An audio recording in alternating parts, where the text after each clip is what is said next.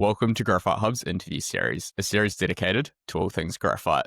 Now today I'm joined by Matthew Howard, co-founder of Yura AB and former senior category manager for Active Anode Materials at Northvolt. So welcome, Matthew. Thank you for having me. Pleasure to have you on the series. So today we're going to be focusing on two particular themes. The first is the risk of over-commoditisation, and then secondly, the technologies driving graphite's role in the battery supply chain. So maybe Matthew, before we dive in, would you mind just giving a quick overview of your background in the graphite and battery space? Yeah, sure. So as you kindly introduced me, I'm Matthew Howard. I've been in batteries for about 14 years now. I started off doing my PhD in solid-state electrolytes at the University of Birmingham. Following that, I then worked in consumer electronics. There, I was working with cell manufacturers in Asia to develop cells to integrate them into the vaping devices and THP devices that we were selling. And I was also the subject matter expert for batteries for that company's investment arm. So I was guiding where they could put their money to bring in new revenue streams. Following that, I followed my then boss, Ami Heikele, who is Northvolt /license CTO. I followed him to Northvolt, where I started as a cell designer, designing batteries for EV customers like Porsche, Audi, Scania, both mainly on the Porsche projects. And then after about 12 months of being there, I decided that I fancied a career change. So I decided to move from the technical side into the commercial side. So that's where I started leading the commercial strategy for artificial graphite, natural graphite, and silicon. In that time, I was responsible for leading the localization strategy for PTL to Sweden. And during that, I signed a multi-billion-dollar offtake agreement with them. And in total, I'd secured about 150 gigawatt hours worth of graphite for Northvolt's expansion. And now, after leaving Northvolt, my new venture is I've set up my own consultancy business called Yura, where I support companies who are looking for expertise in both anode materials, batteries themselves, kind of utilizing my experience in technology, commercial, and also my network. So yeah, that's what I'm doing these days.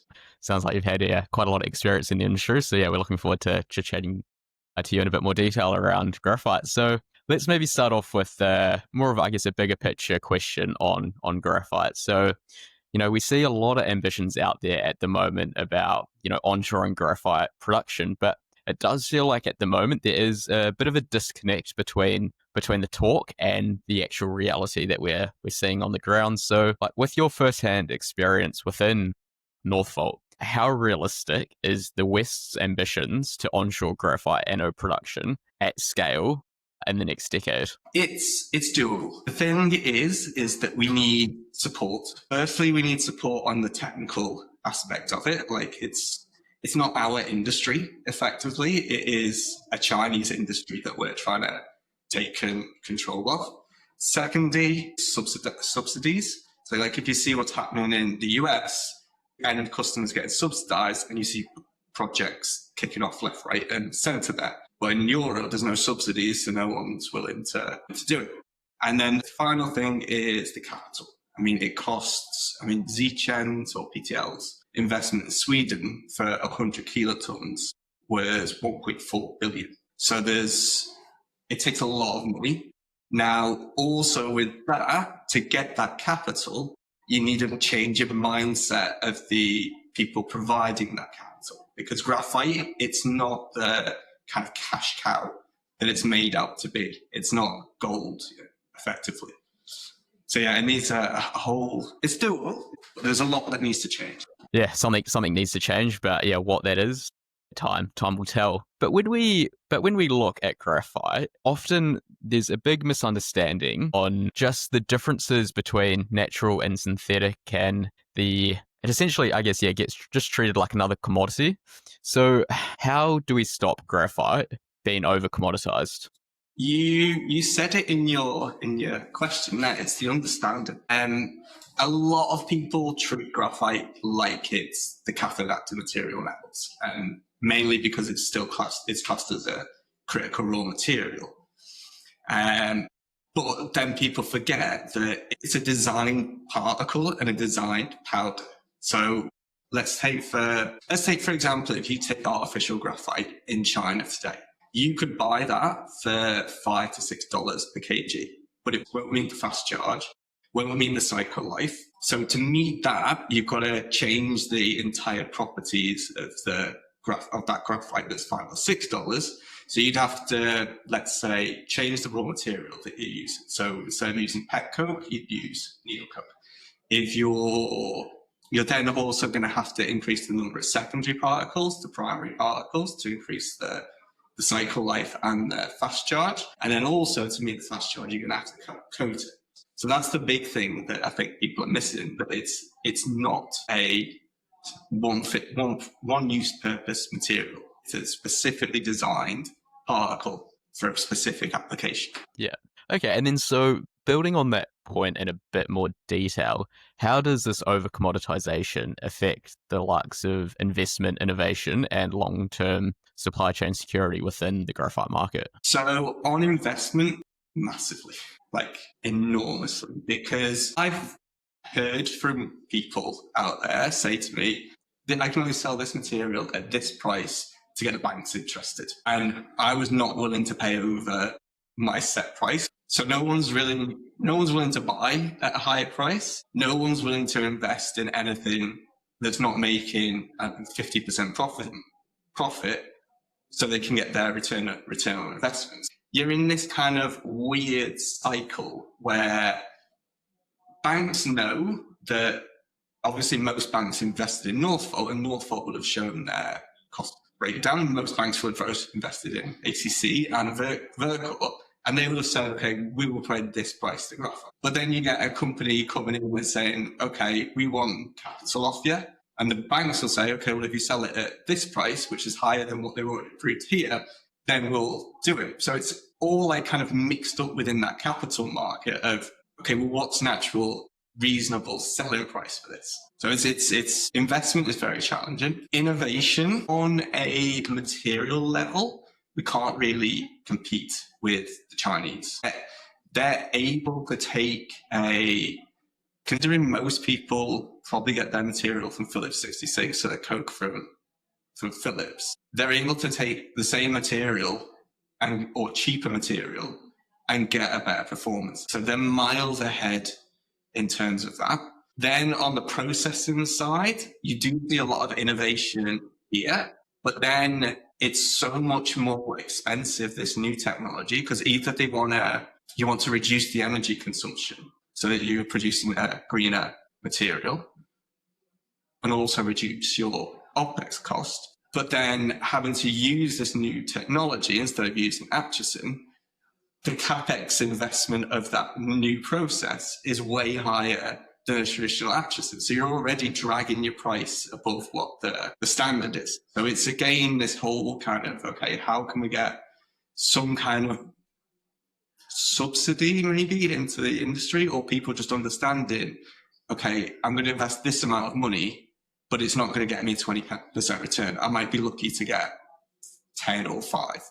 And then that whole supply security issue all gets linked into those bits. No one's willing to invest because they can't get the return on investment. Innovation is too expensive at the moment, which is then causing us to be like, there's nothing in Europe. But if you look in the US, where there's the tariffs, there's the subsidies, you see the market thrive. Yeah, it's tough, right? Like, we do need to invest, because otherwise we're just going to continue to having to rely on China. And, I think at the moment we rely on China for about, I think it's 98% of active anode material. From a business perspective, I just don't understand how that is feasible. It's at this moment in time, it's just what's necessary. And I'll come on to why I think that is in the following questions, if that's all. Yeah. So maybe given you've been on the buying side before, Do you think these companies are approaching graphite as just another line item cost instead of actually recognizing it as a strategic material? It depends a bit. So if you were to take like a Western cell maker, my feeling is that they've probably seen what happened to Northvolt, who had all of the cash, all of the investment, but still didn't manage to deliver. So they're probably seeing this as, we just need to survive and get to a point where we're continually producing. And then we can start worrying about getting localized material and also securing the supply chain. Asian cell manufacturers, I don't think they really care so much because they've had such a long history of working with Chinese cell manufacturers. If, let's say, for example, if China was to block shipments from China into Europe, then they can always just ship material to Korea and then Korea into Europe, or even produce electrodes in Korea and then send the electrodes into Europe. So they've got ways that they can get around it. OEMs, I think they see it as super critical. Like when I was with Northvolt, I used to speak to like Northvolt's customers and then ask me, okay, what's the strategy for graphite? What's your localization plan? What's your XYZ? But at this moment in time, I think that they're under so much pressure to reduce costs to be able to compete with the Chinese OEMs that I think at this moment in time it's kind of similar, just fight, survive, get through and get your market share to a comfortable position, make sure the industry happens, and then look at doing what you can on your supply side. But I think that this whole kind of competition with China within the OEM space, I think it will settle down eventually. Because if you think back to we can't think back because we're not that age, but if you think back to like the 60s and 70s and 80s, the huge threat in the automotive industry was from Japan and Korea with Hyundai and Honda. And then all of a sudden that kind of disappeared and people are happy to buy that. The market share evened itself out over time. If you gave me the option of what would I rather have, a BYD car that's got really, really high technology or the Porsche, I'm going to pick the Porsche because it's a sexier brand. Yeah. So I think it'll all end up kind of settling down eventually. It's just at the moment there's this great big kind of noise that's happening. Yeah. And how long do you think we're away from things stabilizing? I don't know. It's all geopolitical, isn't it? Everyone's saying, oh yeah, China's going to invade Taiwan in 27 or 26. If that doesn't happen, then that will probably calm the noise down, but it's still going to be, oh yeah, they're going to invade Taiwan. Then also because of the targets that's kind of been set of net zero by 2035, everyone's rushing now to be like, okay, well, we need to get this sorted. But I mean, the battery industry is a slow industry. I mean, it's picked up, but it is slow. I mean, it takes 4 years to go from A sample to SOP. So that's quite a long time. Hopefully by early next decade, it's kind of settled down. But I think in this moment in time, there'll be the panic. And then eventually it will kind of calm down. Okay. And then when we talk about over-commoditization, how much of this pressure is driven by overcapacity within China versus just purely the procurement habits from the Western companies? It was already there before the overcapacity. So OEM kind of have each critical raw material and they know exactly what kind of price range they can buy from to enable them to sell a car. So they were always trying to say, okay, well, graphite, I can get it for $6 here, but not taking into account any of the performance criteria. So it was already there, I would say. And to me, I want electrification to happen. But to make it fully happen, there's got to be two things. One is the price of them has to come down. And two, they need to be marketed better by the OEMs. And that overcapacity is kind of helping point one. So hopefully this overcapacity will actually enable the industry to actually kick off properly. Yeah. Okay. And then so maybe moving into the technology space, we've started to see some big moves recently, namely the ExxonMobil moving into the synthetic graphite space through the acquisition of Superior Graphite in the US. So how do you see this impacting the wider anode market? It's very hard to say at the moment. I would say short term, it's very unlikely to have any real impact. Long term, we need to see whether they're actually going to succeed. When the announcement happened, I thought this is a bit weird. You've got two companies who have never produced battery anode material. I'd worked with Philips. I mean, obviously Exxon's is a similar type of company. It's a petrochemical company, similar to Philips, but Philips had never gone full hog into the anode space. That was just saying, we'll do the coke and then we'll invest in like Novonix like they did. So I don't really understand how you can have like the king of cokes not go into it, but someone who doesn't really produce battery grade cokes today deciding, oh, we can do everything. The thing is with Exxon is they've got the cash. I mean, they've got all the money to get them through the production hell of like ramping something up. It's gonna do, I'm not sure what kind of furnaces Superior Graphite has in North America.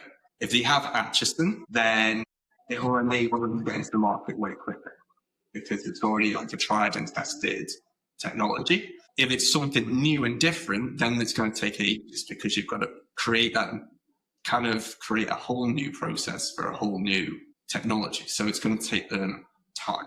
I hope they do succeed and you get more material out there. Yeah.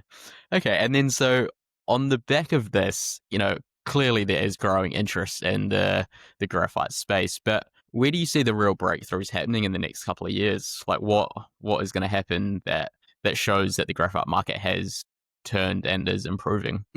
I mean, you can see it working in North America. The anti-China campaign there is, I mean, it's super. If you're not an OEM or a cell manufacturer in North America buying material, so you got Vianode there, Novonix, Syra, Movamon, Northern Graphite, and now Exxon. So it shows that if you block off Chinese material, then it gives companies an option to thrive.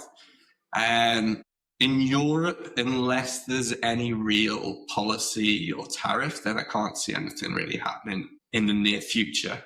All of the Chinese localization plans have either been cancelled, slowed down, because they're kind of focusing on how they can get into North America, or they've just got too much capacity in China that they're just saying, okay, we'll sell that into Europe. And then if you were to probably ask OEMs, do they want tariffs put on? They'll say, absolutely not. It will make the materials too expensive and we won't be able to sell the cars. So in Europe, I see it struggling on graphite and we're going to be relying on China for the foreseeable future. North America, I mean, all of those companies, I mean, it's one or two of them will end up taking the lead. And so on the technology side, you mentioned before with Exxon, they've got, overloads of cash. They can fund it until they do succeed. On the other hand, you mentioned that the technology know-how is key. So do you think these Western companies are investing enough in the technical know-how to be able to compete with China? They are, but it's going to take, the way that the battery development happens is that there's this, you have your like material development, then you have your A sample, and A samples in the real cell. Now, a lot of companies get trapped at this material development stage because it's just this continuative, iterative process where you test, you come back and say, okay, the peel strength was too low. They'll go back, design new material, send you it, they'll test, and it just constantly goes round and round and round. So breaking into that point where you're going into a DOE for a real cell is incredibly challenging. But also the testing timelines is like 6 months. So it's either that there needs to be a speed up in cell development, or then they need to speed up on their side, which just takes too long. So I think it would be better if there was like JVs or licensing, just some kind of technology partnership with an established Asian partner would speed that whole process up. Yeah. Okay. And then, so one of the biggest misconceptions that we see is just how easy it is to produce battery grade graphite. It takes, as you say, years and years. So, but in reality, I think one of the key parts is, the processing route, how you turn graphite into battery grade. So when it comes to those types of technologies, from your perspective, what technologies are you seeing that is showing the most promise? So for synthetic graphite and natural graphite, my general opinion on the technology is that if it was doable today, it would already be in China today. If you look at for natural graphite, the purification's the tricky part, and HF is the most cost effective. It does the job perfectly. Big concerns there and all the noise is how Chinese companies treat the effluent from that process. Now, if you do that in Europe, I mean, everyone knows how regulated every single thing is in Europe. If you're doing a process with a chemical like HF, you're going to have to handle the effluent properly. So that removes that kind of worry there. But the issue with HF is there's not that many sites in Europe that are able to handle and treat HF. So it's a challenge there. For synthetic graphite, I'm very pro Atchison. I think it's got a very bad rep, largely because it was all done in Mongolia on coal-based grids before. But if you move it onto like a green grid and you have extraction fans or filters for the off gases, then it's fine. It's fine. Recycling graphite, it's not feasible from a supply chain point of view, if I'm totally honest with you. The only way you can do it is with your own waste from cell production, or if you're getting your own cells back from the market. So for example, let's say you're getting cells back and it's Samsung cells in that's like the stream of material going into the recycler. And then you're getting the material from Samsung. You have no idea when Samsung will change their anode design. So you could be producing for a year and then all of a sudden Samsung's increased the natural graphite content, or they've changed the grade of synthetic graphite that they've used. And once you find that out, it completely screws your cell design over, and then you have to redesign your cell, then you have to revalidate that, and you're out of market for 2 to 3 years. So from that point of view, recycled graphite doesn't work. The only way it can work is like if you're getting it back after being in the market for 15 years. And who's to say that graphite grade that you're using then is suitable for the cells in 15 years' time? Then you've got to get it from your scrap. If you're producing 100 gigawatt hours of graphite, 100 gigawatt hours of cells, that's at a 10%, let's say your scrap rate is 10%, is 10 kilotons, which economically, it'll be cheaper for you just to buy new material than put recycled stuff in. So I'm not confident on recycled graphite. Biographite, I think, could be a long-term replacement because eventually we are going to run out of coke. But the thing with biographite is you need to be kind of starting that material development and doing that investment now so that it's ready in 5 to 10 years to go into a cell. So that's kind of where I see tech these days. And then, so on recycling, why do you think there is such a push, especially in Europe, to recycle graphite? Do you think there's a bit of a disconnect there between reality and... People think it's can, and it clearly lobbied and said, yeah, we can do graphite, and pulled the wool over some people's eyes in Brussels. But it's just no one's really explained the whole situation to them. This is why it's too hard to do. This is why it doesn't work.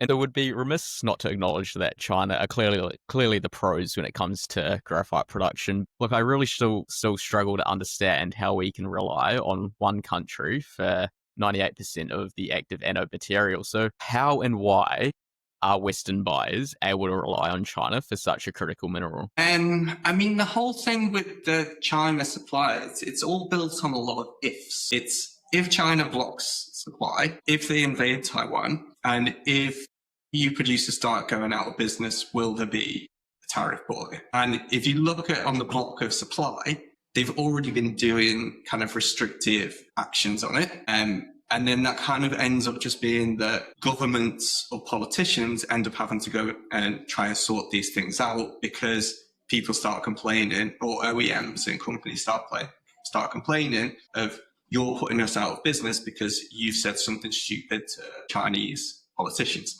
So that will kind of play out how it normally does. Then if they invade Taiwan, I think we have a lot more bigger issues than, do I need to buy an EV at the moment?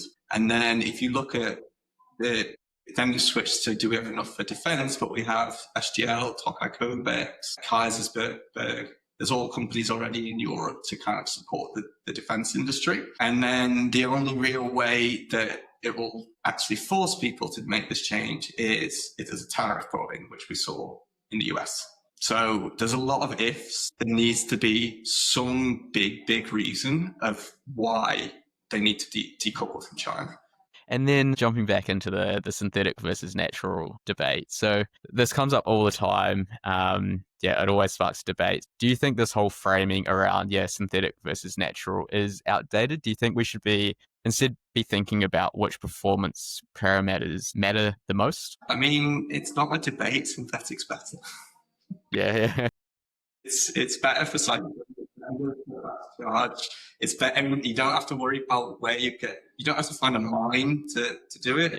You don't have all the regulations around the purification materials. So it's hands down better. Where natural thrives is just purely on cost point. If you need to reduce your cost, and also it's good for the peel strength in your processing. Yeah. So it's the only real way the competition happens is where you increase the natural graphite. So you have a delta between the two prices. And what we've seen with the overcapacity is the synthetic price has come down, and the delta between synthetic and natural is not that much. So it doesn't push cell manufacturers to use more natural. If the price of synthetic goes up, then the natural content will come back in. I mean, that's the only real debate is, okay, well, what's the price between the two products?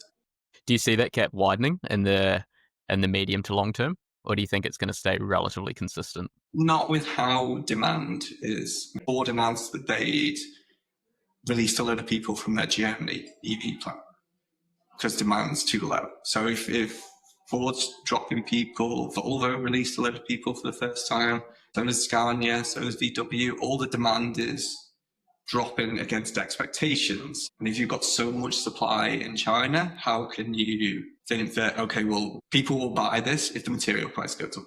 So I can't see it stabilizing anytime soon. The only way it happens is if something happens on the needle coke or the coke price. That's the only way it's going to go. Okay. And then looking at Europe now, so we do see that we're quite entangled in China's grip on the graphite ecosystem, despite, years of political noise. So how big of a gap do you think there is between the political talk and what is actually happening on the ground? So big. If we want to, the main thing that needs to happen for this decoupling is exactly what's happening in North America. You need to either incentivize the customer to buy an EV. The only way you'll do that is by reducing the cost. You can only reduce the cost if you bring in a tariff. And then that's the only way people will be like, okay, we'll localize the supply chain. And then, as I mentioned before, on the banking side, there needs to be a change in mindset that graphite, it's not the new technology. It's not a silicon. It's not solid state. It's not this brand new technology. It's people have been buying this material for 16, 20 years. They're used to a certain performance and they're used to a certain price range. And that's it. You're not going to be making huge returns on investment with graphite. You're going to be, I mean, if you look at the EV industry in general, or like the automotive industry in general, the average profit margin of an OEM is like 4 to 6% or something like that. So is an OEM then going to let a material supplier make 50% profit if they're only making 4 to 6%? So there's always going to be that pressure from the top down. We're not making enough money on this. You should be making enough money on this. So once that kind of gets organized of, okay, you'll make not a huge profit, but you'll make profit. And that profit is enough to make the industry happen. And then once that industry happens, then your volume is going to go up. So you're going to make more money that way.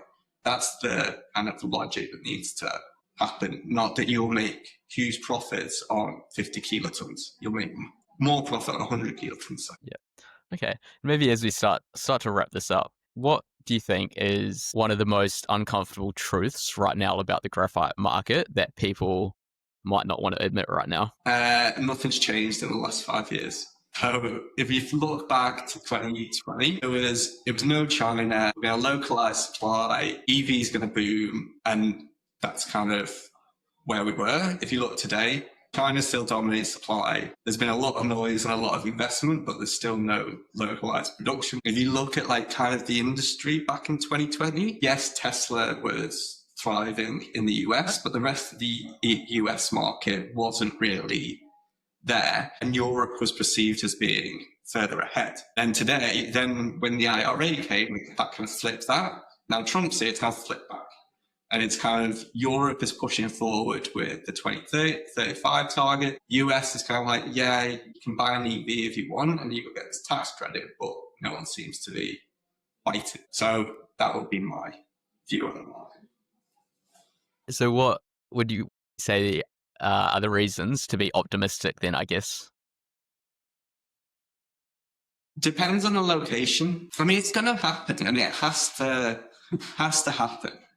Mainly because of the policy in Europe. I think it's more likely to happen in Europe than North America. I think there will be some kind of slowdown. I mean, it's already slowed down in the US, but there'll be a bigger slowdown in EV when people are just like, we'll keep buying petrol cars because everything's too expensive in the US.